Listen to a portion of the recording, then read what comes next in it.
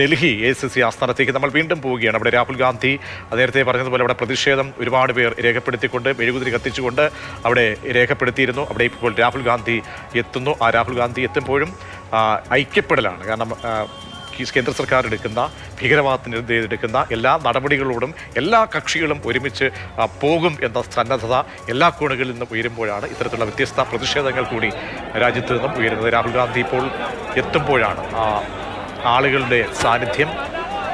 അവർ രാജ്യത്തിന് വേണ്ടി മരിച്ച 26 പേരുടെ കുടുംബങ്ങൾക്ക് വേണ്ടി, ഇരകൾക്ക് വേണ്ടിയൊക്കെ മുദ്രാവാക്യം മുഴക്കുകയും ഐക്യദാർഢ്യം അറിയിക്കുകയും ചെയ്ത അർജുൻ രാഹുൽ ഗാന്ധി എത്തി.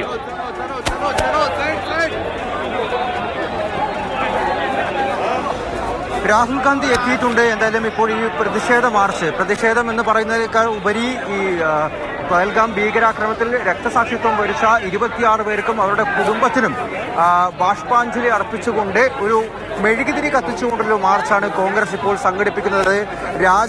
രാജ്യവ്യാപകമായി PCCകൾ നടത്തുന്ന ഒരു മാർച്ച്. എന്തായാലും വലിയ ജനപങ്കാളിത്തം ഈ മാർച്ചിനെ സംബന്ധിച്ച് ഇപ്പോൾ കാണാൻ സാധിക്കുന്നുണ്ട്. ആളുകൾ, കോൺഗ്രസ് പ്രവർത്തകർ, കോൺഗ്രസ് നേതാക്കൾക്കൊപ്പം ACC ആസ്ഥാനം വിട്ട് പുറത്തേക്ക് ഇറങ്ങിയിരിക്കുന്നു. അക്ബർ റോഡിലേക്കാണ് ഇപ്പോൾ ഈ ജനക്കൂട്ടം ഇറങ്ങിയിരിക്കുന്നത്.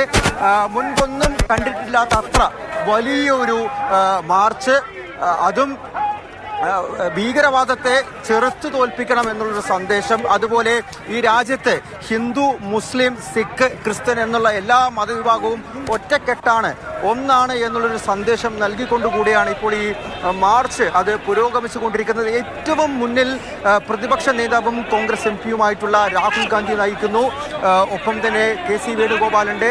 ഡൽഹി PCC അധ്യക്ഷനായിട്ടുള്ള ദേവേന്ദ്ര യാദവുണ്ട്. ഒപ്പം മറ്റ് കോൺഗ്രസ് നേതാക്കളുമുണ്ട്.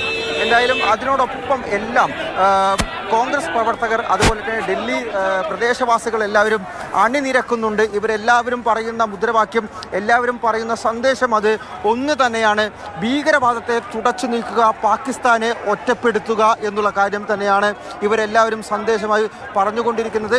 ഈ രാജ്യത്തെല്ലാവരും ഒറ്റക്കെട്ടായി നിൽക്കണം, ഇത്തരത്തിലുള്ള ഭീകരരെ ചെറുക്കണം, രാജ്യം ഈ രക്തസാക്ഷികൾക്കൊപ്പം അവരുടെ കുടുംബത്തിനൊപ്പം നിൽക്കണമെന്നുള്ളൊരു സന്ദേശം തന്നെയാണ് എന്തായാലും ഇപ്പോൾ ഈ കോൺഗ്രസ് പ്രവർത്തകർ അത്രയും പറഞ്ഞുകൊണ്ടിരിക്കുന്നത്. നയിക്കുന്നത് രാഹുൽ ഗാന്ധിയുമാണ്.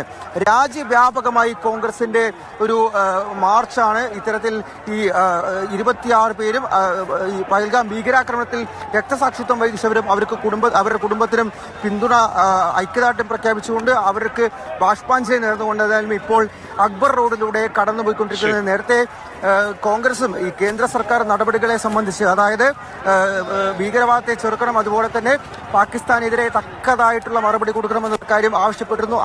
ആ ഒരു സന്ദേശത്തിനൊപ്പം, കേന്ദ്ര സർക്കാർ നിലപാടിനൊപ്പം തന്നെ കോൺഗ്രസ് നിൽക്കുന്ന ഒരു കാഴ്ചയാണ്. കോൺഗ്രസ് എന്തായാലും ഭീകരവാദത്തിനെതിരെ അർജുൻ പീതാംബരനാണ് തത്സമയ ദൃശ്യങ്ങളും വിവരങ്ങളും പങ്കുവച്ചത്. അങ്ങനെ ഭീകരവാദത്തെ തുടച്ചു നീക്കണം, പാകിസ്ഥാന് ശക്തമായ താക്കീത് നൽകണം എന്ന് രാഷ്ട്രീയ ഭേദമന്യേ എല്ലാ കോണുകളിൽ നിന്നും ആവശ്യം ഉയരുന്നു.